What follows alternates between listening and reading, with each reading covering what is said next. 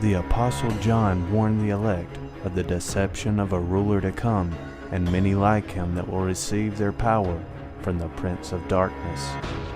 He said, Little children, it is the last time, and as you have heard that Antichrist shall come, even now are there many Antichrists, whereby we know that it is the last time.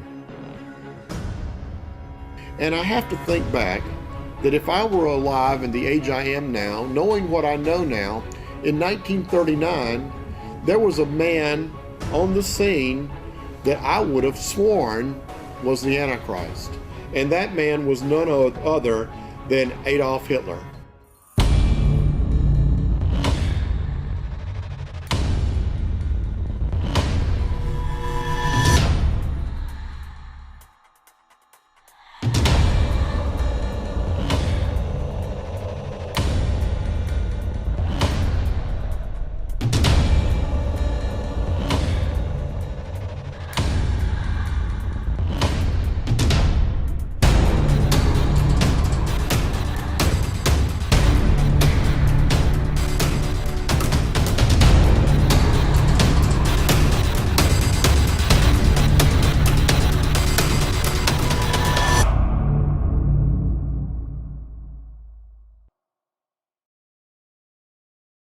The Bible lays out that there will be 8 mystery kings before the Antichrist will arrive on the scene.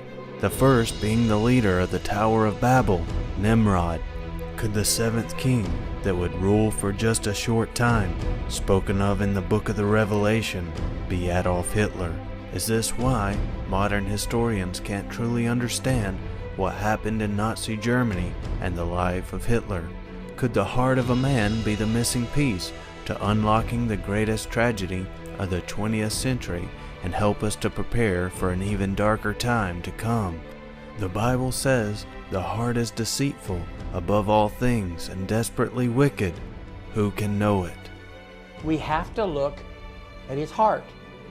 And see, that's where modern historians totally fail us, because they don't understand. They're looking at his actions, they're looking at his speech, okay, and the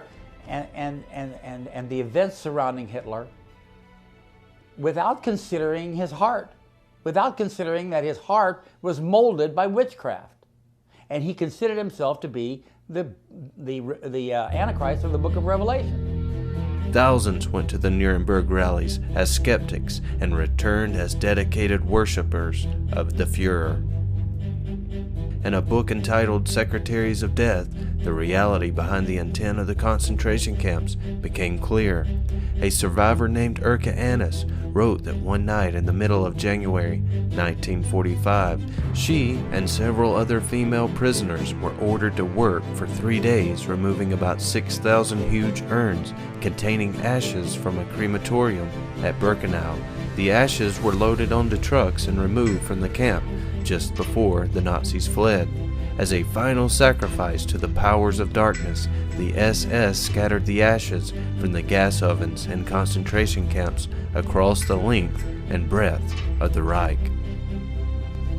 What they were doing is they were offering a sacrifice of these Jews to their pagan gods to cleanse the soil. Remember, blood, Aryan blood, soil that was rightfully theirs, blood and soil religion, and they sacrificed 6 million people, 6 million souls sacrificed to cleanse the soil.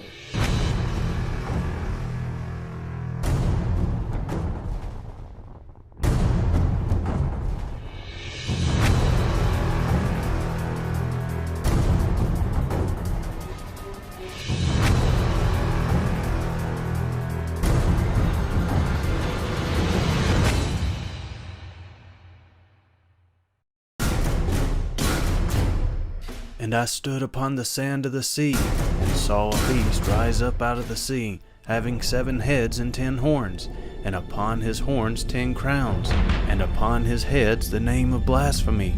And I saw one of the heads as it were wounded to death, and his deadly wound was healed. And all the world wondered after the beast, and they worshipped the dragon, which gave power unto the beast, and they worshipped the beast. And there was given unto him a mouth speaking great things and blasphemies, and power was given unto him to continue 42 months.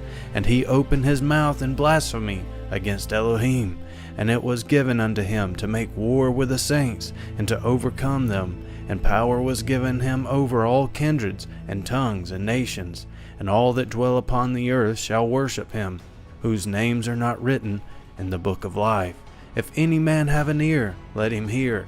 He that leadeth into captivity shall go into captivity. He that killeth with the sword must be killed with the sword. Here is the patience and the faith of the saints. The beast here that we are given in Revelation chapter 13 is the person, a real man, that will be known as the Antichrist. And we see him referred to as the Antichrist in other passages of Scripture. The book of Revelation gives us a picture of this man to come as one who will conquer in the name of peace when he first arrives. And I saw and behold a white horse, and he that sat on him had a bow, and a crown was given unto him, and he went forth conquering and to conquer. But in the writings of the prophet Daniel, he is labeled as the great and awesome beast.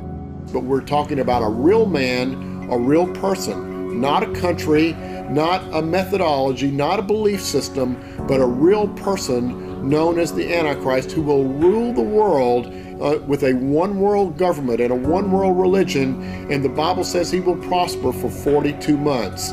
He'll actually rule for 7 years or 84 months, but the fact of the matter is he will prosper for 42 months or 3.5 years.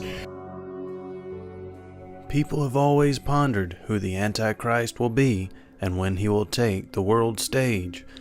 Do we already have an example of what to look for in this man? The Bible tells us there will be 7 mystery kings before the arrival of the true Antichrist. And there are 7 kings, 5 are fallen, and 1 is, and the other is not yet come. And when he cometh, he must continue a short space. And the beast that was and is not, even he is the 8th, and is of the 7, and goeth into perdition. The 7 kings are what has been labeled as the mystery kings.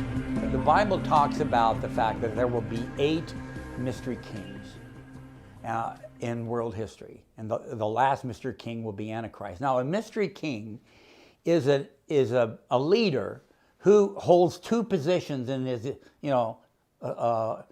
in his country simultaneously. He is the absolute dictator, and he is the absolute top priest of the religion of that land. At the time the Apostle John wrote the book of Revelation, the world was under the heel of the 6th mystery king, Nero of Rome. Prior to him, the world had 5 mystery kings, dating back to the first, Nimrod of Babylon. But after Nero, it has been said, no one has arose who fulfilled the unique role of mystery king until Adolph Hitler. Hitler was both the absolute dictator and the satanic high priest for the entire nation. I do believe it. I believe he was the 7th mystery king. He was a mystery king, and there aren't that many of them in world history. He was the top dictator, and he was the top priestess of the Nazi religion that he installed in Germany. Alice Bailey, in her book, The Externalization of the Hierarchy, writes that the Great One, the New Age Christ, will restore the ancient mysteries to outer expression, meaning that he will restore the ancient Satan worship to public practice. This is exactly what Hitler accomplished. Even today, occult practices have become more mainstream and accepted as the days of the Third Reich. It says that the 7th mystery king shall last only a short time, okay? And then pass into history. But the 8th will be of the 7th. It means he's going to be identical to him, from the same bolt of cloth. He's going to have the same characteristic as the 7th.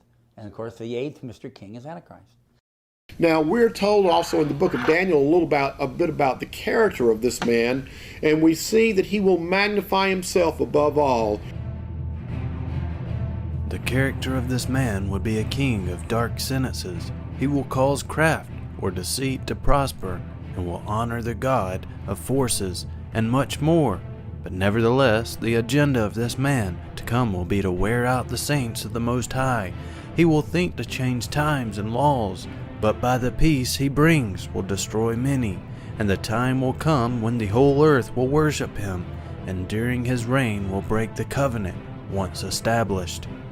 And 2/3 of the Jews will be slaughtered or massacred. We will see a second Holocaust, or they will see a second Holocaust when the Antichrist comes to power. Now, we can ask, who is Antichrist? And I really don't want to spend an inordinate amount of time on trying to figure out who the Antichrist is. I mean, as Christians, as those that are born again, we really shouldn't be looking for the coming of Antichrist. We are listening for the trump of God and the shout of the archangel for the rapture of the church. From secret societies to religions around the world, countless people are looking for a man to come, and more importantly, looking for a man to bring peace. The Toltec Indians are looking, the Buddhists and the New Agers are looking for Maitreya the Christ, and some believe he is here today. Freemasons are looking for Hiram Abiff, and others are looking as well, such as the Hindus, Islam, and the Jews, and even the Christians are looking for the return of Jesus Christ. They're the Rosicrucians. They have chapters, secret chapters across America. The Theosophists, the Scientologists. There are all sorts of secret societies throughout the world and throughout America today. And the common goal is to create this one world government under a one world ruling elite. Eventually down the line, of course, to destroy Christianity and to install the one world leader. And of course, that one world leader, whether the people in these secret societies realize it or not, that one world leader will be the Antichrist. Many princes and leaders of the world have been speculated as being the Antichrist alive today. Even some have wondered if President Obama is the one to come. I'm here to tell you, folks, President Obama is not the Antichrist, but there are those that make him out to be the Antichrist. I have a good friend that will give you 1,000 reasons why this man, Bono, is the Antichrist, and that he is setting up a world system right now that he will eventually rule the world. Although these men are not the Antichrist, however, one can say the spirit of Antichrist is at work through the lives, the minds, and the hearts of these people. As a people, we have forgotten the wisdom and instruction of Scripture. We have turned from looking at the hearts of men and begun judging by the appearance of the actions.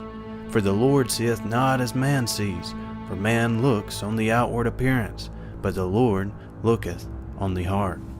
Americans have to get to the position where we start choosing our leaders the way the Bible chooses their leaders. Do you remember when God sent Samuel to the sons of Jesse to pick the king, the future king? Samuel liked everyone. He thought every one of those boys was, good-looking, solid citizens, right? And he couldn't believe when the Lord says, no, that's not the one. And finally, the Lord said to Samuel, you look on the outside, I look on the inside, I look at the heart. And Christians today have to get back to looking at the heart of a leader to determine whether we're going to support him or not, whether we're going to cast our vote for him or not. O generation of vipers, how can ye, being evil, speak good things? For out of the abundance of the heart the mouth speaketh. A good man out of the good treasure of the heart bringeth forth good things, and an evil man out of the evil treasure bringeth forth evil things.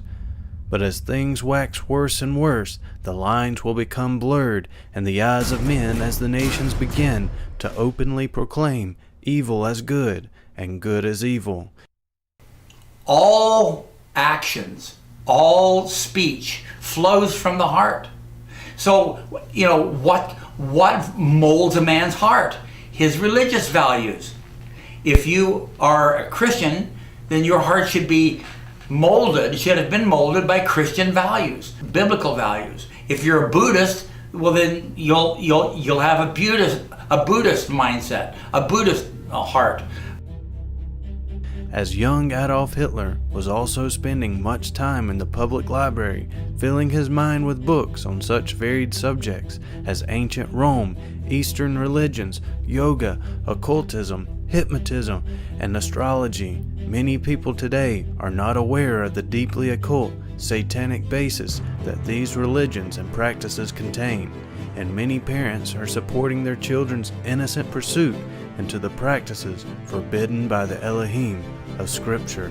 These ideas can be traced back to the first mystery king, Nimrod, the great king of Babylon, from which the Bible clearly instructs us to come out of her.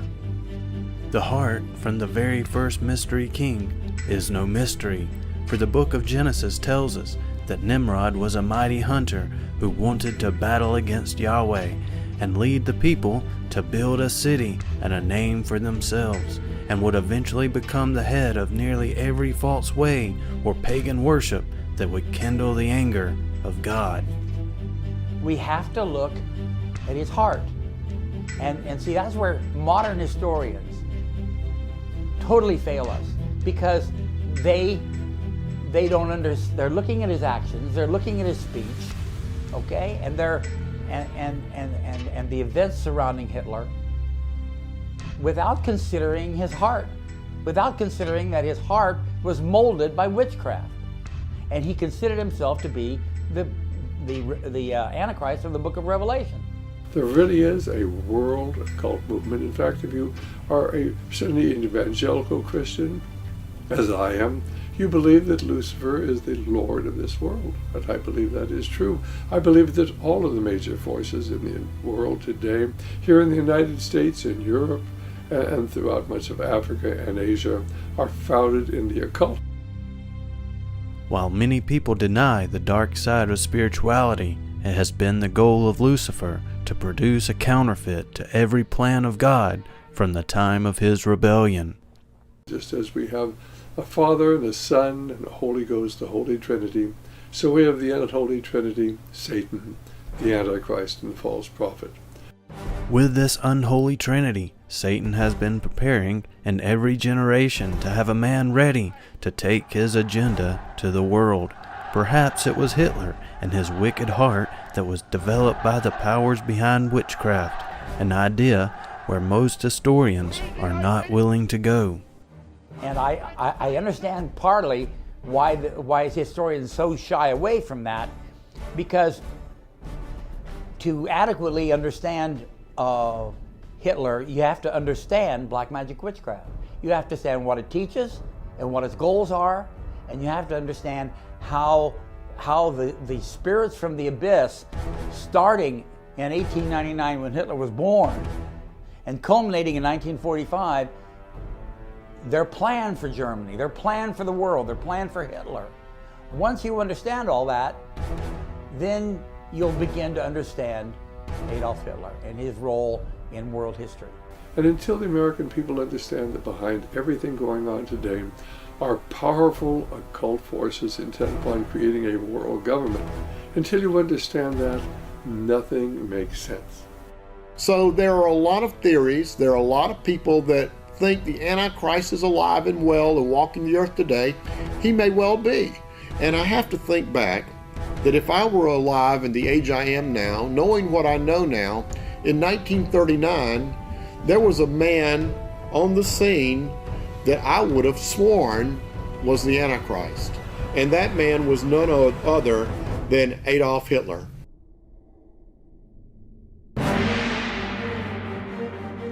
Just as God laid out his prophets in the Old Testament to foreshadow the one to come, Jesus Christ, Nazi Germany had its prophets for its Antichrist. Those that preceded Hitler will guide our understanding that he himself didn't originate all the ideas that swept a nation. Franz Hartmann, known for the first German publication at this time to sport the theosophical swastika on its cover, known as the Lotus Blossom. It was Guido von List's racist writings after 1906 that owed much to the occult revival in Europe. In 1875, List had used the swastika as the centerpiece of a personal pagan rite, and later claimed it was a holy Aryan and German symbol of the old religion. He called for ruthless subjection of all non-Aryans and favored 1932 as a year a divine force would possess the collective consciousness of the German people and usher in the New Age, and the Aryan masters in a hierarchical state eagerly awaited a new messianic leader. Guido von List believed the mystical secrets of the universe could be revealed by deciphering rune symbols. The runes became an important part of the occult symbol language of National Socialism. For Guido von List, the swastika was the twice high holy secret of constant generation. He believed the universe was whisked into being by a Nordic god called Mundalfari. The swastika was the sun whisk, or the act of creation. According to Guido von List, Aryan superiority could be achieved by the union of pure males and females.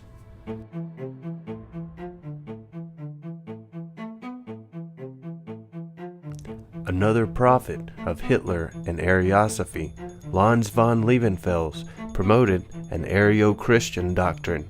According to Liebenfels' theology, the fall simply denoted the racial compromise of the Aryans due to wicked interbreeding with lower animal species. The consequence of these persistent sins was the creation of several mixed races, which threatened the proper and sacred authority throughout the world, especially in Germany, where this race was most numerous. In other words, he took the Bible and rewrote it and said, okay, the fall of man that's depicted in the Bible was actually a metaphor for Aryans interbreeding with animals. And this interbreeding resulted in the Jews. It really gets almost ludicrous. Liebenfels' earliest books introduced the idea of theozoology, a new science inspired by H.P. Blavatsky's secret doctrine. Within his theozoology, he suggested that early Aryans committed bestiality with lower species, and this created a different branch of humanity, separate from the pure Aryans. Now, Lebensborn communities were communities set up in the Third Reich where choice young women, very physically fit, very beautiful, blonde-haired and blue eyes, were put in these camps to breed Aryans, and men of pure Aryan stock were brought in to breed with these women. That as a result, you'd have to eliminate marriage and other values of Western Christianity, but that's exactly what they were doing. They were breeding, or trying to breed, the God-man. They carried social Darwinism to its logical conclusions.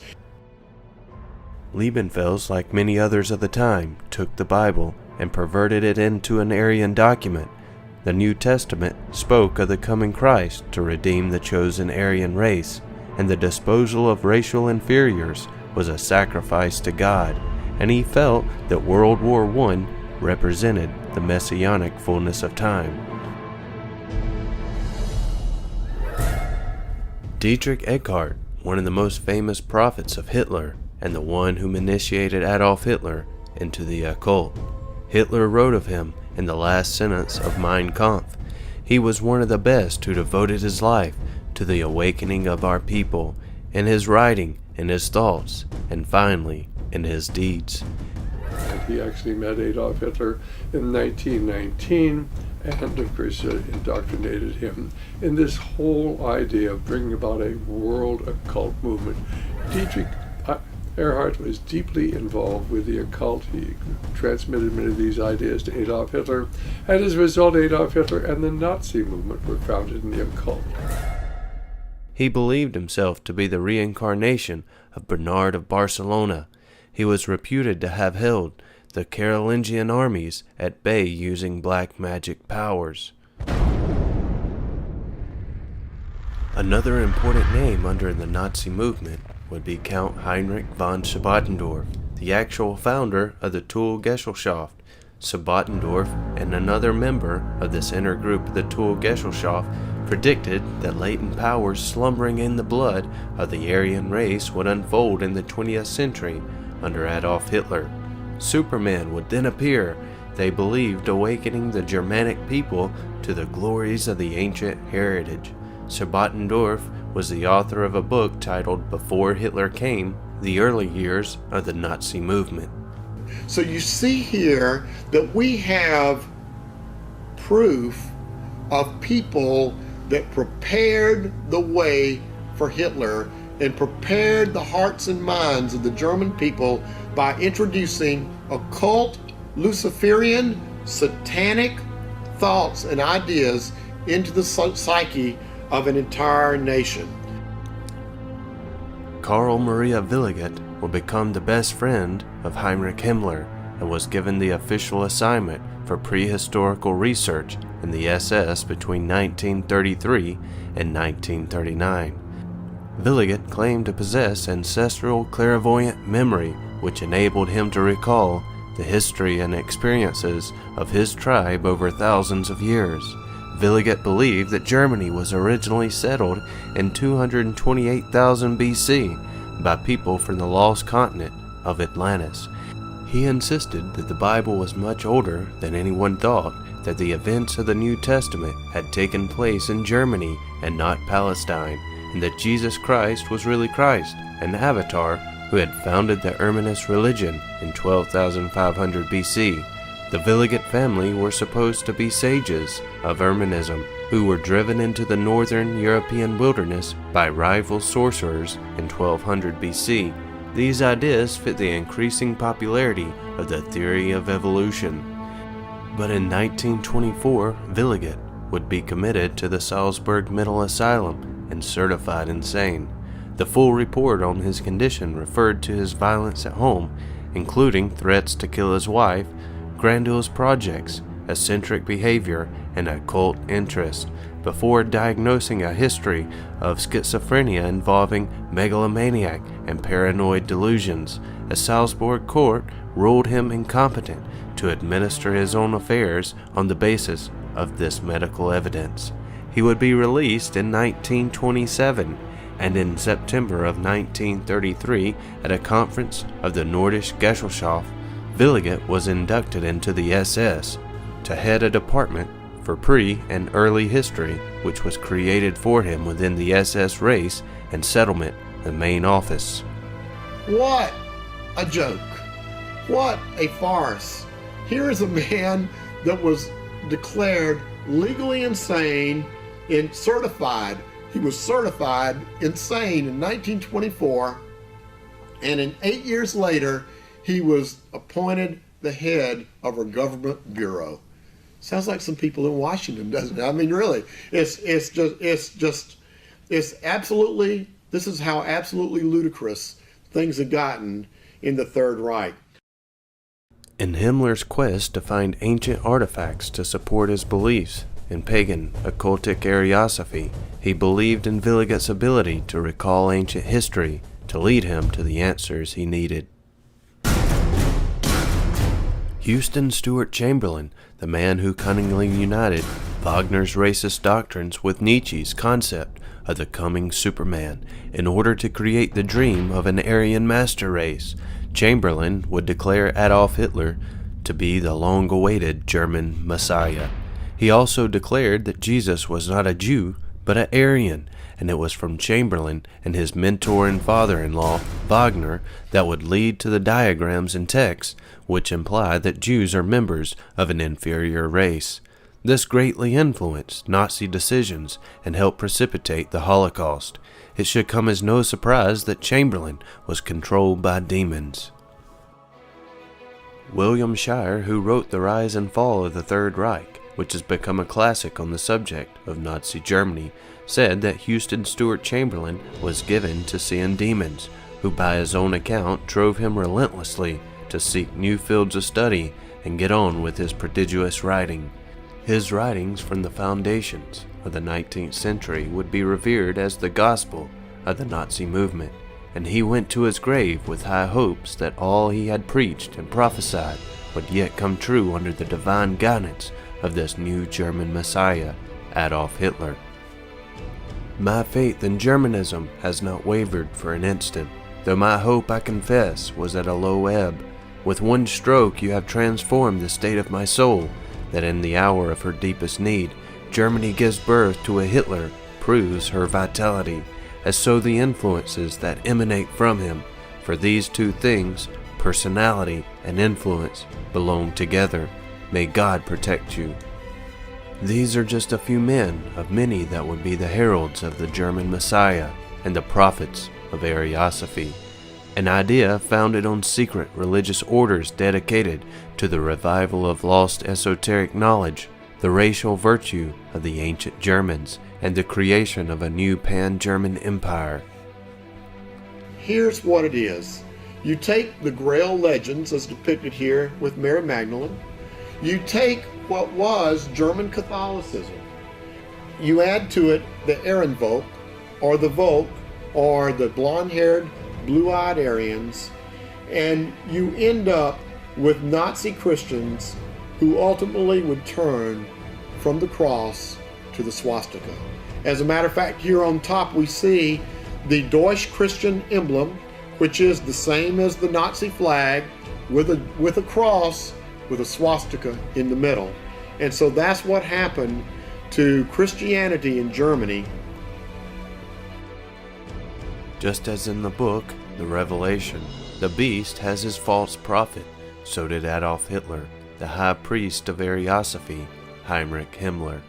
Himmler's personal agenda was to amass enough data, archaeological, historical, cultural, religious, and occult, to prove that the Aryan race was superior to all other races on earth, and that the Germans were the inheritors of the Aryan bloodline.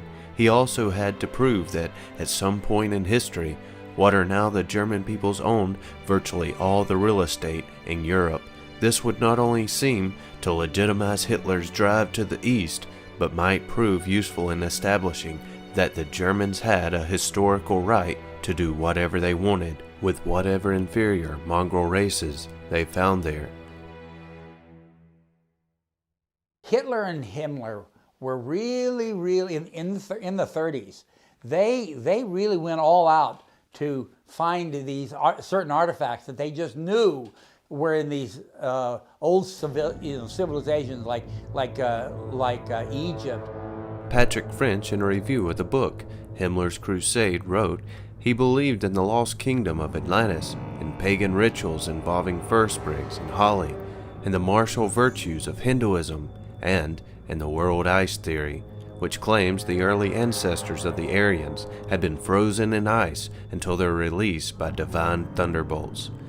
Christopher Hale makes the point in this book that historians have often viewed Himmler's occult obsessions as exotic marginalia in a life otherwise dedicated to efficient policing and ruthless genocide.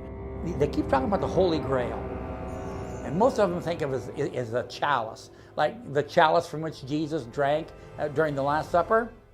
And that's one explanation, and it's valid. But the real Holy Grail is Antichrist. The pursuit of the Holy Grail is the pursuit of Antichrist. The truth is that Himmler's enthusiasm about lost civilizations, prehistoric archaeology, the Holy Grail, and especially the origins of the Indo-Germanic races were intricately interwoven with the racial theories that demanded the elimination of the unfit, otherwise known as eugenics. You got to realize, folks, that in the 1930s and in the 1940s, there were other people, very notable people in the world, that shared Himmler and Hitler's ideas on eugenics, not necessarily on Ariosophy, not necessarily just for the Aryans, but eugenics in general, which taught of a superior race and the elimination of minor unfit races or the unfit. And let's call a few names. Henry Ford, of Ford Motor Company fame. He was big time into eugenics. Winston Churchill, Prime Minister of Great Britain, big time into eugenics. And many people in the United States embraced Nazi Germany because of their philosophy of eugenics, and because they saw the minority races as a threat to their way of life, rightfully so probably, but that's the case, and they were out to eliminate them. Himmler would take over Wewelsburg Castle that was built in 1603, and it would become the place where he could put in motion all his ideas and become the home of the SS to perform their pagan rites and rituals, where the sacred Aryan marriages would be held. Himmler planned to announce that Wewelsburg Castle was the center of the world. Starting in 1934, Himmler led the construction of a Nazi Vatican, with Wewelsburg Castle to be the equivalent of the Vatican St. Peter's Basilica. The SS organization had been constituted by Himmler according to the principles of the Jesuits' order. The regulations and spiritual exercises prescribed by Ignatius of Loyola were the model Himmler tried to copy exactly. Himmler's title as Supreme Chief of the SS was to be the equivalent of the Jesuits' general, and the whole structure of the direction was a close imitation of the Catholic Church's hierarchical order. He saw the castle as both the center of the current and coming new world. It was the Nazi Camelot. In his deepest imaginations, he was creating a new knighthood in memory of King Arthur and others. Referred to by Williget himself, the castle and its surroundings helped to tie the Germanic people to the ever-distant culture of the Celts, a society known for their dark practices. Himmler wanted his darkest secrets, artifacts, and rituals to stay hidden. In desperation, as the war was coming to a close, he transferred most of the relics and was willing to torch the fortress.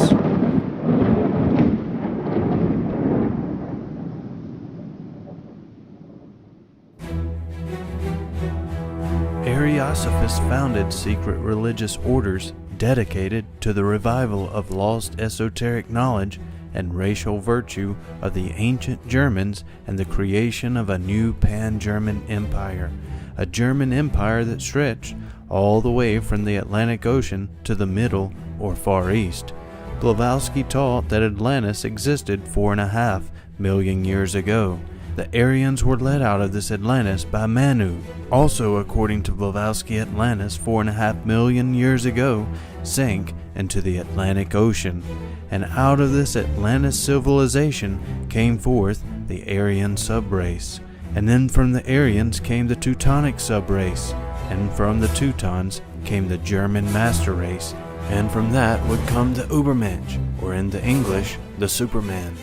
This is what Adolf Hitler, Heinrich Himmler, and the Third Reich were trying to breed, the God-Man.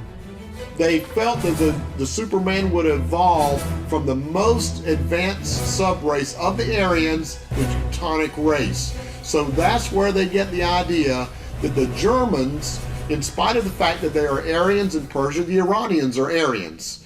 The Indian people in India are Aryan. If you look at this language group and you embrace the whole idea, the Indians would be Aryans, the Iranians, the Persians would be Aryans, other Europeans would be Aryans, but they felt that the Teutonic subrace of the Aryan race was the most advanced, so therefore that part of the race would create the Superman. The societies that taught Ariosophy long before the rise of Hitler come with a great deal of controversy. Some of the organizations include the Tool Society and the Vril, the German Orden, and the Armanen League. I don't think Hitler, when Hitler came to power, when he started his drive to power in the 1920s, he could not have gained the traction among the German people that he gained had they not been prepared for the previous 40 years Hitler didn't come on the scene and start preaching and teaching Blavatsky's doctrines and convert an entire nation. That wasn't what happened at all. There were other organizations that existed back in the 19th century even that brought this idea to the forefront, so the German people were well prepared for an Aryan Messiah to come because they'd been taught Ariosophy for a long time. The Thule Society, Thule, the northernmost land discovered by Pithys. Thule, like Atlantis, was an island that disappeared in the northern Atlantic. Rudolf von Schippendorf, an important figure in the activities of the Thule Society, a practitioner of meditation, astrology, numerology, and alchemy. The inner core of the members of the Thule Society were nothing more than black magic Satanists. Now, we're not talking about Wiccans. We're not talking about white magic witches here. We're talking about black magic worshipers of Lucifer. The inner core of the Thule Society was an amalgam of Eastern religion, theosophy, anti-Semitism, Grail romance, and Nordic paganism, all which formed the philosophy of the Thule Society. In 1918, the Thule had 1,500 members in Bavaria. The members of the Thule Society believed that the lost civilization of the Teutons had possessed psychic abilities that were far beyond the technical achievements of the 20th century. They hoped to rediscover the secrets of this legendary civilization through occult practices. Well, the Thule Society is a black magic satanic covenant, and they did human sacrifice as well. But they believed and they taught that mankind should be forced into a system of a one world government, a one world religion, and a one world economy, and would be presided over by a one world Messiah, okay? Which is what we call now the New World Order.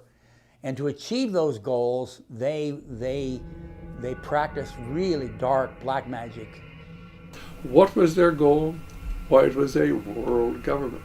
What is the goal of the people who control the United States? They want a world government. The inner core of the Thule were Satanists who practiced black magic, a very prominent organization that led to German Ariosophy across an entire population. New Age author Bill Cooper gives us a great insight when he states that each major country has an organization in the global satanic network of secret societies called the Brotherhood of Death Societies. In America, the Brotherhood of Death Society is Skull and Bones. The German Brotherhood of Death Society was known as the Thule Society. In other words, Skull and Bones is identical to the Thule Society. An adept of the Brotherhood of Death Society is so mentally changed that his mind becomes very divided into distinctly different compartments. This compartmentalization is how an adept can appear in public to be so normal, just as the Bible declares having two horns like a lamb, but roaring like a dragon. This prophetic description is of the false prophet, but accurately describes any practitioner of black magic Satanism. The false prophet is prophesied to look like a born-again Christian having two horns like a lamb, even though he has a heart of a dragon, Satan.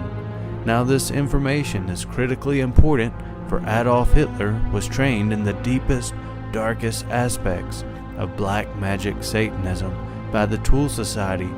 But however, Prescott Bush, George Herbert Walker Bush, and the latest George W. Bush were all subjected to the same rituals and many of the same life-shattering experiences as was Adolf Hitler. The Bushes are all members of Skull and Bones. The Vril Society, made up of the Vril Maidens, a common render of the name means like God.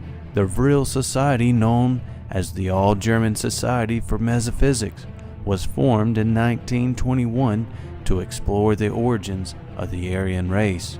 The Vril was primarily composed by a group of female psychic mediums. led by the Tool-Gesellschaft medium Maria Orsic, who claimed to have received communication from Aryan aliens living on Alpha Tauri in the Aldebaran system in the Tarsus constellation 65 million light years away. It is said that whoever becomes master of the Vril will be master of himself, of others around him, and of the world. This society was headed up by psychic women to research into the Aryan bloodline. The Germanenorden was a Volkish secret society in early 20th century Germany. It was founded in Berlin in 1912 by Theodor Fritsch and several prominent German occultists. The sect met to celebrate the summer solstice, an important neo-pagan festivity in Volkish circles and later in Nazi Germany, and more regularly to read the Eddas, as well as some of the German mystics. In addition to occult and magical philosophies, it taught to its initiates nationalist ideologies of Nordic racial superiority and anti-Semitism, then rising throughout the Western world, as was becoming increasingly typical of Volkish organizations. It required its candidates to prove that they had no non-Aryan bloodlines and required from each a promise to maintain purity of his stock in marriage. The Germanenorden was another organization looking into the descent of the Aryan bloodline. Interesting thing about the German Orden, their symbol was the swastika. So you see, the swastika came to light long before World War II and the Third Reich. The swastika was a revered symbol. As a matter of fact, Madame Blavatsky talked about in reverence of the swastika as a symbol. And we see the swastika in Tibet. We see the swastika in Hinduism as a symbol for happiness and peace and other things. But the swastika became the occult symbol of the Third Reich.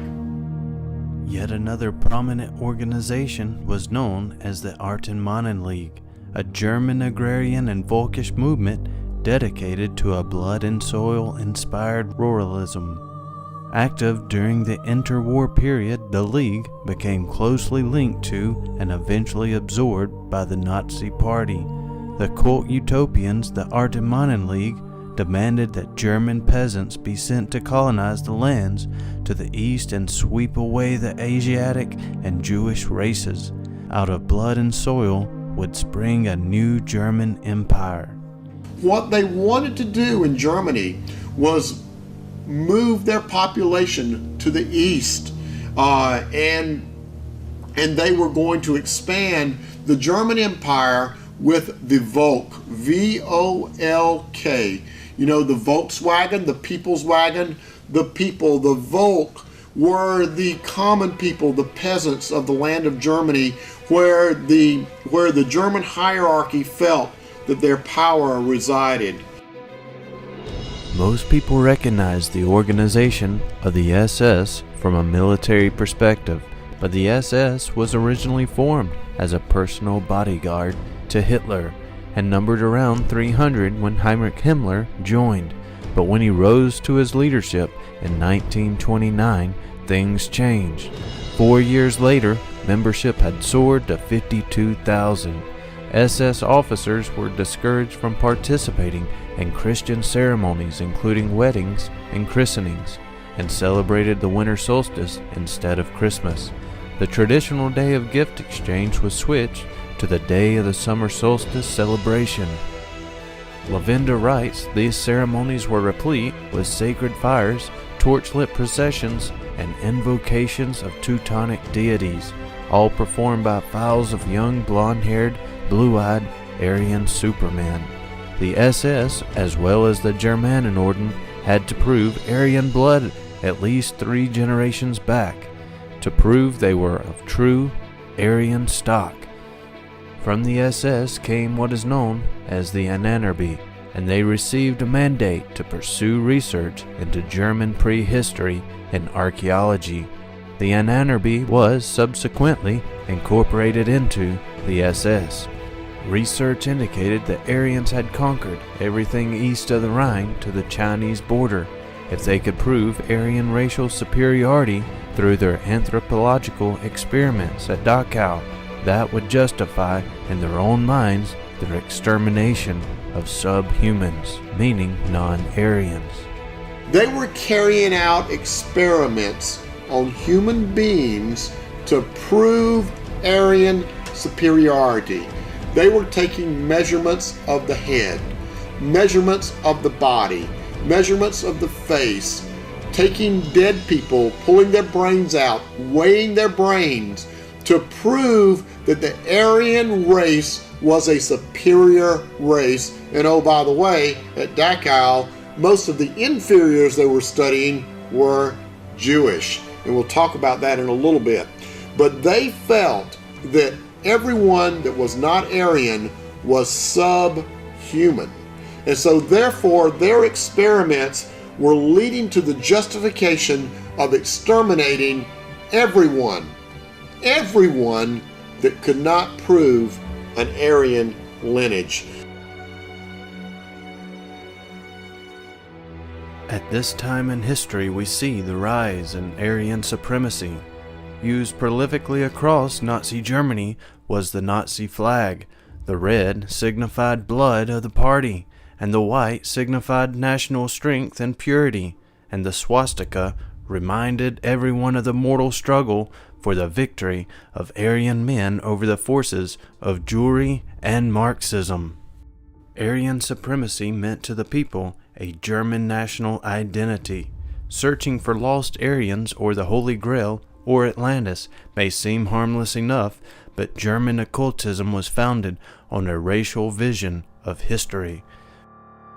Christian Hale, in his book Himmler's Crusade, concludes that it validated German national identity by conjuring up a bogus yet seductive ancestral past.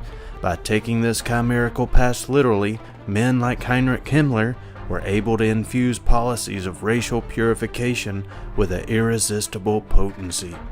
As a result, occultism facilitated murder. The ground loam of pseudo-Darwinian civilization led the scientists of the SS to the killing fields of the concentration camps. And the people would buy into this lie. But the Bible makes it clear who is the father of lies and who is behind the dark forces that drive the likes of Hitler and Himmler. Ye are of your father the devil, and the lust of your father ye will do. He was a murderer from the beginning, and abode not in the truth, because there is no truth in him. When he speaketh a lie, he speaketh of his own, for he is a liar, and the father of it. And the people bought into the lie that they would be the super race, the God-men, and they would follow the fanatical leader that is Adolf Hitler. Hitler said only the Aryan race can take part in the great heroic adventure of the sudden magical leg and the progress of human evolution. And that's what they felt that they could accomplish if they could annihilate or exterminate everyone that wasn't Aryan. They felt that within 2 generations or less, everyone on earth would be God-men ruling the world.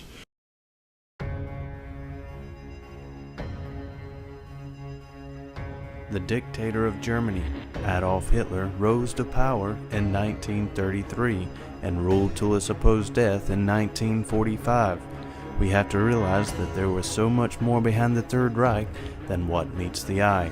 And what begins to bring this fact into focus is how similar the characteristics of the coming Antichrist fits to the person of Adolf Hitler. Now we have to understand that when Hitler came to power, he was touting the doctrines of Nietzsche, of the coming of the Superman, the coming of the God-man, just like the New Age movement started doing in the 1970s and the 1980s. They were teaching that man was evolving to the next phase of evolution, to the God-man. Well, Adolf Hitler believed the same thing. And in Nazi Germany, the general population embraced the thought of a coming Superman. But the interesting thing about Nazi Germany was that their people were teaching, even before Hitler, that the Superman would come from the German people. Specifically, the Superman would come from the Teutonic line of the Aryan race, which then became the German race. Well, this is really out in left field somewhere. We start asking the question, where could this whole idea come from? What is the Aryan race? Where did it come from? And why was a whole nation so sold on the fact that the God-man, that they were going to become God-men and women, that this master race existed on earth? How did they get so sold on that fact that they would follow a crazy man like Adolf Hitler? Because that, from the outsider's perspective and from the outsider's view, that's the way he appeared. He appeared to be a raving lunatic. But here we had, in the 1930s, and we're not talking about the Middle Ages, we're not talking about the 1200s, the 1300s, or the 1400s, we're talking about the 1920s, the 1930s, and the 1940s in a modern, industrialized, educated, mechanized world. Many people have wondered why the masses would follow such a man that boldly stated, "Man is becoming God, man is God in the making." The same people would also fall to a man's claim that there was a super race or Superman, an idea that can be traced back to Friedrich Nietzsche, who contended that mankind must strive to adopt a master morality since the God of the Bible had been proven irrelevant. If this is the case, it remains to be determined and unclear who would produce the measuring rod of right and wrong. Friedrich Nietzsche also said that God is dead, God remains dead, and we have killed him. Was this Hitler's agenda to call for the Aryan race to take their rightful place as gods? Hitler followed that philosophy, and the German people followed that philosophy. But they taught that the Superman would come from a bloodline called the Aryan bloodline of the Aryan race. In 1888, Helena Blavatsky would write the book that will become the central source for Hitler on the origins of the Aryan race in her magnus opus, The Secret Doctrine, that would alter the course of history to this present day, the synthesis of science, religion, and philosophy.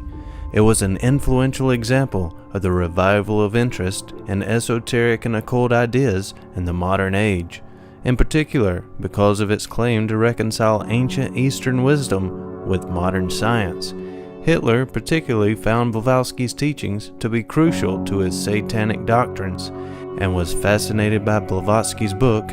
It was from this that he created the basis for his coming Holocaust. Her book covered topics such as the existence of Atlantis, extraterrestrial life forms, creation of animals by humans, a caste system of races, the importance of ancient alphabets such as runes in particular, the superiority of Aryans, the initiated version of astrology and astronomy, cosmic truths colored with pagan myth, and the occult significance of the swastika. To the Germans of the 1930s, the secret doctrine appeared to reconcile science and belief, nature and myth, and catalyzed a much older intellectual tradition. As in the secret doctrine itself, science and occultism lay happily side by side in a fetid embrace.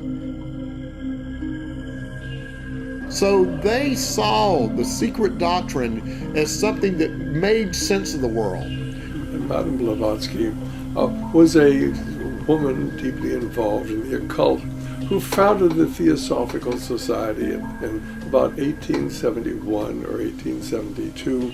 And basically she was very closely affiliated with the other occultists at that time. But her organization, Theosophy, certainly based upon her books, The Secret Doctrine, which she wrote several volumes.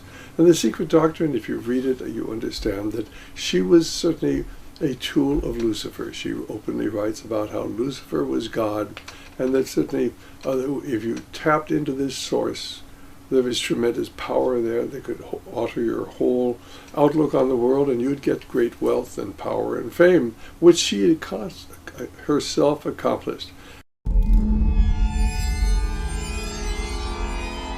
Hitler kept a copy of Blavatsky's The Secret Doctrine by his bedside ever since being introduced to its teachings by Dietrich Eckart and Karl Haushofer. A Satanist believes that any object created for any satanic use, okay? Once it's created, whether it be wood or sculpture or a painting or a drawing on the ground or a book, once that book is created for Satan's purpose and is in existence, that begins to be a conduit for demonic spirits from the other realm. It will just reverberate with satanic power, 24 hours a day, 7 days a week. That's their belief. That's why we've got all these satanic images sitting in Washington, D.C.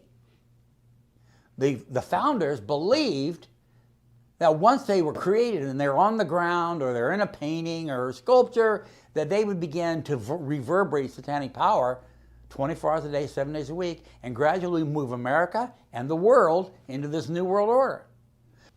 Was taking that Secret Doctrine book at home, into bed with him, he was experiencing that demonic power flowing through that object, flowing through that book. And I really do believe it happens just like that. Because we're talking about the realm of Satanism here. We're not talking, it's not biblical, but it's an experience, or it's a fact in the demonic realm. Germany found itself after World War I desperate to embrace anything that would reconcile its state of existence. Here in the world of the 1930s, the late 1920s and the 1930s, the nation of Germany had just gone through a cataclysmic event with World War I. When the Allied nations called for the last payment on their debt, their economy fell completely apart. They had inflation that was absolutely unheard of in the history of mankind. When the Nazis came to power in 1933, Germany was destitute. They didn't have any money. Their military, the army was totally inadequate. It was a bad situation, but also we had the rise of Darwinism on the scene. It was in the 1920s that evolution was being pushed to the forefront of human consciousness, and Germany, that once was known for its rich Christian history, where Martin Luther nailed his 95 Thesis 400 years earlier, was now ready to fully embrace Charles Darwin's theory of evolution. It would be this idea that would be the fuel to give rise to Hitler, and it is this view that's now mandated in all public forms of education in America. Richard Weikart, in his book From Darwin to Hitler, claims Darwinian ideology is the core of Nazism, and D. James Kennedy concludes, to put it simply, no Darwin, no Hitler. But there are those in contrast that contend, like Brett Carroll, that scientific theories, even those like Darwin's, that address organic life, are morally neutral. But are they naive and blind to the fact that every worldview shapes each individual's moral compass? Someone with an evolutionary viewpoint is going to be in stark contrast with someone that believes in a literal creation as accounted in the book of Genesis. One would lead to ultimate racism, and the other would teach that all humanity is of one blood.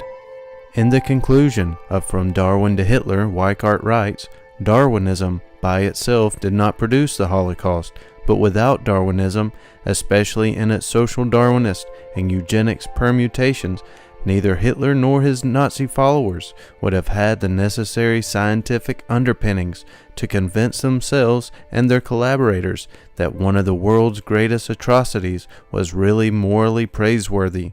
Darwinism, or at least some naturalistic interpretation of Darwinism, succeeded in turning morality on its head. Many want to ignore that Hitler was simply carrying out evolution to its logical conclusion, to advance to the next stage of evolution, one would have to do away with the unfit. So most of the German population was either Catholic or Lutheran. And then here comes evolution. And all of a sudden they learned that man is nothing more than an animal. A man is a creature that evolved from a single amoeba or from a monkey, or ever how you want to put it, and they couldn't reconcile that. But they looked at Madame Blavatsky and her secret doctrine and all these wild and crazy ideas, and it, in a way, it reconciled and brought life into focus for them, especially when they had a man leading the charge that was touting these ideas. Blavatsky based her writings on the myth of Atlantis, and Plato's myth of Atlantis. Plato related that the priest of Isis relayed to the poet Solon the ancestry of the Aryan race. H.P. Blavatsky was given the secret doctrine by the masters of wisdom through telepathy, otherwise known as automatic writing. In the same way, Alice Bailey was given the teachings by Joao Cole. They were channeled by spirit entities that posed as benevolent creatures to advance mankind. This source of this book was straight from the pits of hell, to put it in a Christian perspective. So therefore, if the priest of Isis gave this information to Solon, it was from the same source, because the priests of Isis were nothing more than those that relayed demonic thoughts and ideas. This is all based on the notion that Atlantis had 7 root races. The secret doctrine maintains that 7 races originated in Atlantis, and that one of the 7 were the Aryans. Although there were supposedly 6 other Atlantean races, Blavatsky tells us that the Aryans were the master race, or supermen, of the Atlantean races. She writes, "They did not become supermen by ordinary evolution or mutation. They took a quantum leap upward in order to give them the necessary faculties to live in the post-Diluvian world. While losing some qualities that were coveted, such as magical powers over the forces of nature and psychic development, they gained faculties of brain development and superior intelligence over the other surviving races, who were supposedly inferior in blood stock and mental faculties." According to Blavatsky, Manu, one of the last of the god-men, escorted the Aryan race out of Atlantis because the Aryan race had the capability to evolve into god-men. There are varying beliefs about who the Aryans really are. In the book Unholy Alliance we find, according to science, there is no such thing as the Aryan race. Peter Levenda goes on to suggest that the term Aryan refers to a language group and not a race of people. There is no such thing, yet this is exactly the type of reasoning that led the early Aryan promoters into one of the worst blunders of 20th century history. So, where did this idea come from that swept the minds of the people of Germany? As the people at the time were desperately searching for meaning, Charles Darwin and his book, when it was first published, almost failed, but now was a time that the people were ready and willing to accept his message. Very few know the entire title of his work. The full title reads, "On the Origin of Species by Means of Natural Selection, or the Preservation of Favored Races in the Struggle for Life." Is it a coincidence that Hitler titled his book Mein Kampf, or My Struggle? Evolution was not only a dumb idea, not only a false theory, but it was also dangerous, and it was racist. And that's what really triggered this whole thought of the Aryan race, was Darwin's theory of evolution and the preservation of favored races, and in the mind of the German people, the Aryan race. So we see the Aryan bloodline. If you take the basic tenets of evolution, add to that the theories of Atlantis, and we add to that not basic Gnosticism, which is basically where Blavatsky's religion lay. The common Gnostic themes are Persian dualism, the struggle of good and evil as independent battling principles, and also the idea that the material world is utterly evil. You know, the Gnostics can't accept Jesus Christ as God, although you have people that call themselves Gnostic Christians or Coptic Christians. They can't accept the fact that Jesus Christ is God. The reason for that is Jesus Christ was God in the flesh, and God became man according to the Word of God, according to the Bible.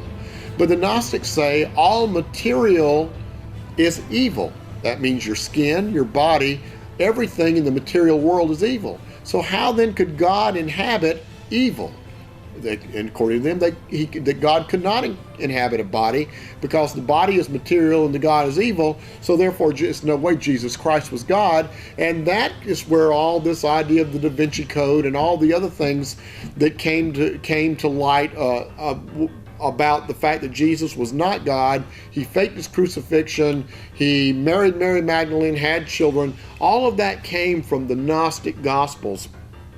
But basically, if you take that theme, combine it with Darwinism, combine it with Atlantis, combine it with Norse mythology. Here we have a picture of Odin. Odin gave one eye to gain wisdom.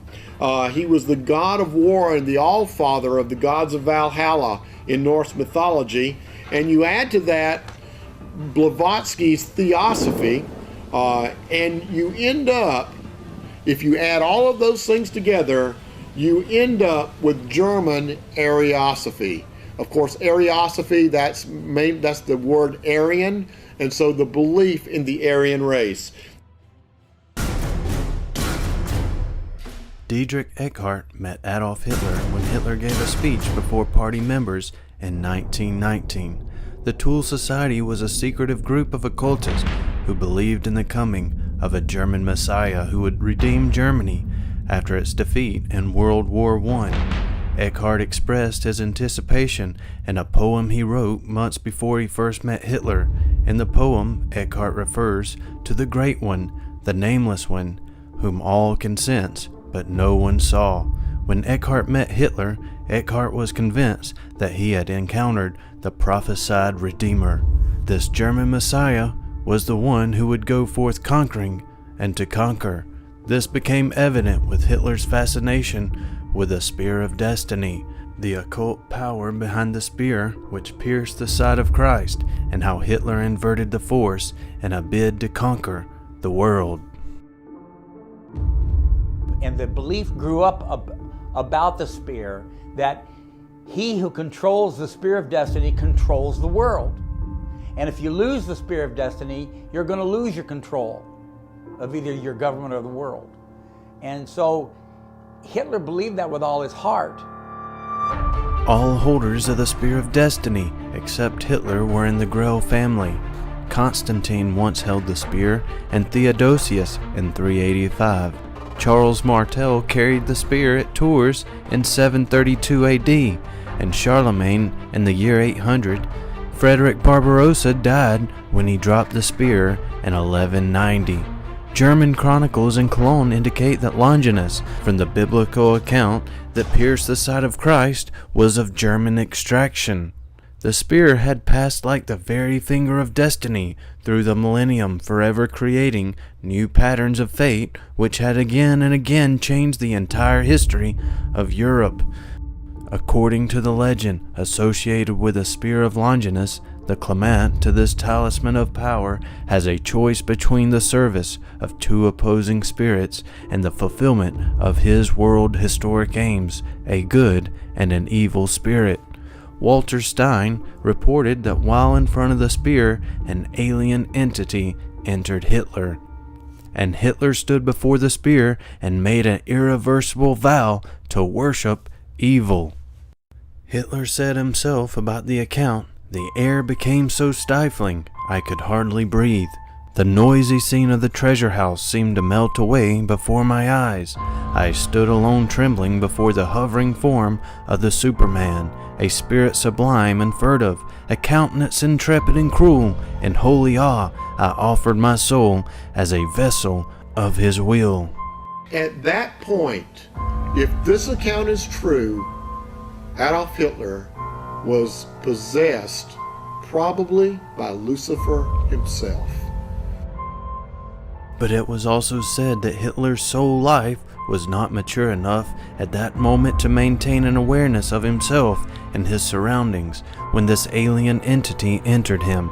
During the following 6 months, during a series of irregular meetings and discussions with Hitler, Walter Stein was to witness a maturing soul development in this enigmatic character, through which he became more and more a conscious and a responsive tool of the world-shattering purposes of the demonic spirit which overshadowed him. "I move like a sleepwalker where providence dictates," said Adolf Hitler at a press interview. You and I as Christians know that this spear is not the historical spirit that pierced Christ. I mean, the chances of it being the actual spear is like, a couple of million to 1 against it, I suppose. But, Hitler said, truth is not what is, truth is what people perceive it to be. And so occultists have come to believe this about the spear of destiny, and the power comes from the abyss. The power that flowed through that spear of destiny into Hitler came from the abyss. And that was his truth. And that was his truth. Yeah. And that was his truth. As Jesus Christ in the beginning of his ministry had a forerunner in John the Baptist, so did this anti-Messiah, Hitler, had Dietrich Eckhart. In a series of seances, he claims that he had a satanic annunciation that he was destined to prepare the vessel for the Antichrist, the man who would inspire the world and lead the Aryan race to world conquest. Eckhart had a tremendous effect on Hitler, and he who first introduced Hitler to all the wealthy and powerful people he needed to make his crusade possible, including Henry Ford, who would later contribute vital financial support to the Nazi Party. From Eckhart, Hitler learned a great deal about the esoteric sciences. Eckhart is quoted as saying, "Follow Hitler, he will dance, but it is I who have called the tune. I have initiated him into the secret doctrine, opened his sinners in vision, and given him the means to communicate with the powers." Eckhart declared to his fellow conspirators, "Here is the one, for I was but the prophet and the forerunner." It was Eckhart who introduced Alfred Rosenberg to Adolf Hitler between 1920 and 1923. Eckhart and Rosenberg labored tirelessly in the service of Hitler and the party. During one of their seances, Alfred Rosenberg took it upon himself to question the ever-changing spirits which briefly occupied and possessed the medium, and it was Alfred Rosenberg, too, prophet of the Antichrist of the Protocols of Zion, who dared to call forth the presence of the beast of the Revelation, the Luciferic Leviathan, which had taken over body and soul of Adolf Hitler. Dietrich Eckhart regularly organized seances with Hitler and with a select few other men of the Tool Society, and for the sole purpose of calling forth the spirit of Antichrist out of the abyss into Hitler. They wanted this. They wanted the spirit of Antichrist, this masterful or powerful spirit out of the abyss. They wanted that spirit to come and possess Hitler. They believed him to be Antichrist. Hitler believed himself to be Antichrist. Adolf Hitler had already crossed the threshold into the experience of magic in his formative years in Vienna, when he achieved not only levels of higher consciousness, but also slipped through the veil of the senses to commune with the anti-spirit associated with the spear of destiny. Hitler was now ready to further prove his allegiance with the dark side and fully dedicate himself to the spirit that he wished to possess by one of the most sadistic rituals of all time. Historians have a hard time recognizing the connection of Hitler's hatred for mankind and his sexual deviancy, or his attitude towards women. They fail altogether to understand that a monstrous sexual perversion took a central place in Hitler's life. A monstrous sexual perversion was the very core of his whole existence, the source of his mediumistic and clairvoyant powers, and the motivation behind every act through which he reaped a sadistic vengeance on humanity. Now, we know for a fact that Hitler had one documented mistress prior to Eva Braun in the late 20s and early 30s, and she did in fact commit suicide. She supposedly, reportedly, killed herself with Hitler's pistol because Hitler would not pay enough attention to her. We know that Eva Braun herself, when she was just first started seeing Hitler, shot herself, tried to kill herself so he would take her on as his mistress. Then she tried to kill herself a second time because he wasn't paying enough attention to her. And then finally, reportedly, theoretically, any way you want to put it, she did kill herself after she was married to Hitler in the bunker at the end of World War II. She finally did commit suicide. Dietrich Eckhart maintained that Hitler was initiated into the sexual black magic of Aleister Crowley, the most evil man on earth at the time. And this included what you would call a ritual castration. It was at the home of the SS where the pagan rites and rituals took place, the Liebelsberg Castle, where Hitler would take part in this dark sexual rite. Hitler went so far as to identify himself to the sadistic king Klingsor, who went through this same castration. Klingsor, whom Hitler believed himself to be the reincarnation. Hitler became a sadomasochist, practicing various forms of sexual perversion.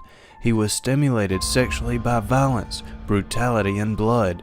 Hermann Röchning, a friend of Hitler who later defected to the Allies, said of him, "Hatred is like wine to him, it intoxicates him. He had the instincts of a sadist, finding sexual excitement and torturing others."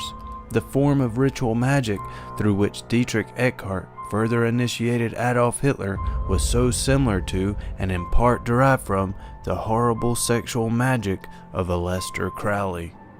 You had this whole side of the German Messiah with his mistress or mistresses that committed suicide. And this is very important because remember the passage in Daniel that said the Antichrist would not desire the love of women? Scholars have been perplexed at this because they don't know what it means. I mean, does it mean that he's gay? A lot of scholars have postulated that, but that's not it at all. And again, you have to understand witchcraft. There is a ritual that, when performed correctly, it psychologically castrates a person. Okay, psychologically, they could no longer have normal relations with women. All right, they no longer desire women as a normal man would desire his wife, or desire a woman. But the familiar spirits, the guiding spirits of Dietrich Eckhart, who was the leader of this satanic society called the Tool Society, they told him he must perform this ritual because it would produce in Hitler the monstrous, sadistic hatred which he would really need, as he carried out his role, of Germany conquering the world and Germany committing genocide. We believe with this satanic ritual that comes from Lucifer himself, Antichrist himself will also be initiated in this sexual black magic, which will result in mental castration, just as Hitler was.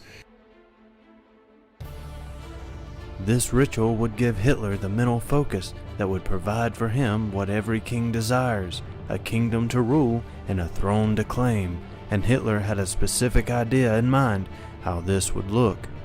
The rally site in Nuremberg would become an imitation to the altar of Zeus at Pergamus. Adolf Hitler commissioned Albert Speer to design his new throne based on the Pergamum altar on display at the Pergamum Museum in Berlin, Germany. Hitler said that he wanted to create a mass experience. The people would look onward at the columns of light streaming to the heavens to set the mood for a new spiritual awakening. When he held these outdoor stadium meetings, he was holding a pagan ritual. All the elements were there, all the candles and the lighting and the singing and it was all done according to the old pagan rituals. It was all part of the plan to set up a place where Satan could reach out to thousands of people in his vessel. He was holding a satanic ritual in front of 80, 90, 100,000 people in these stadiums, and not only was he carrying the hearts of the people away in the stadium, but out through the radio, his voice was having the same effect of people who were listening to him. Germans who were listening to him. Not all, of course, but many of them. Hitler had developed a speech pattern which kind of mimicked the heat or the beat of the human heart, and it just really swept them away. In Revelation it says, "I know where thou dwellest, even where Satan's seat is." In the Greek, the phrase "where Satan's seat is" literally means where a throne to Satan is. Ancient Pergamum was the center of pagan worship in Asia Minor, with the replica in full use in Nazi Germany for the Nuremberg rallies. A new center for pagan worship is now in place. Well, back in the olden days, the word pagan meant Satan. We've kind of diluted the meaning. Paganism meant Satan, and it was identical. It was a synonym. And so we've as a culture, we have diluted that meaning. This must be taken in full consideration that America is full of idols, what the Bible records as demons, that pervade our country with pagan worship.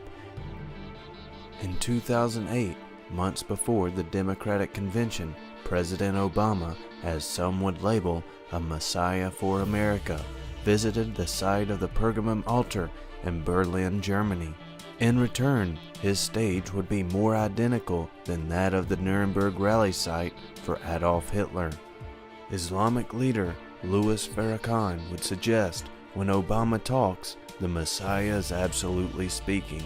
Barack Obama to me is a herald of the Messiah. Barack Obama is like the trumpet that alerts you something new, something better is on the way. In July of 2008, Obama gave yet another change speech under Germany's famous Victory Column. This was Hitler's favorite place for the Berlin Nazi rallies. The sight of Obama standing, arm outstretched, in that all too familiar gesture below the pagan goddess Victoria is certainly chilling enough, but not nearly as scary as what happened at his acceptance speech at the Democratic National Convention held in Denver, Colorado. There Obama gave his acceptance speech in front of a replica of the seat of Satan, the altar of Zeus. Like Hitler, who certainly was a true son of Satan, Obama chose to have a copy of the altar of Zeus as the backdrop for his acceptance speech. Thus, he knowingly chose the seat, or throne of Satan, to be the platform for accepting his role in the days ahead. Hitler, from his training of the Society of Jesus, learned what powered the rituals of the Catholic Church. He said the concluding meeting in Nuremberg must be exactly as solemnly and ceremonially performed as a service of the Catholic Church.